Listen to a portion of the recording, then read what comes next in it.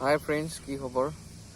আজি এটা মনৰ অনুভৱ কম আপোনালোকৰ ওচৰত। আপোনালোকে জানে নে নাজানে গম নাপাওঁ, কিন্তু মই নিজে অনুভৱ কৰিছোঁ, নিজে প্ৰমাণ পাইছোঁ যে আপোনাৰ ওচৰে পাঁজৰে বা আপোনাৰ নিজৰে হওক বা ওচৰে পাঁজৰে থকা এই ধনী মানুহখিনিয়ে এই দুখীয়া মানুহখিনি আগবঢ়াটো নিবিচাৰে।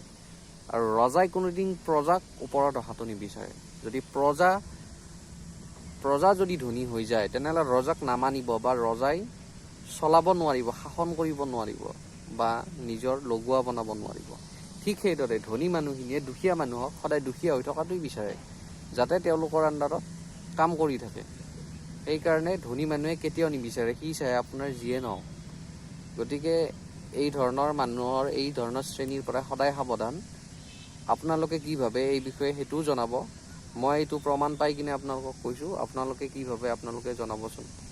মইতো গমেই পাইছোঁ, আপোনালোকেও চাগে গম পাইছে। যদি গম পাইছে কমেণ্টত জনাব।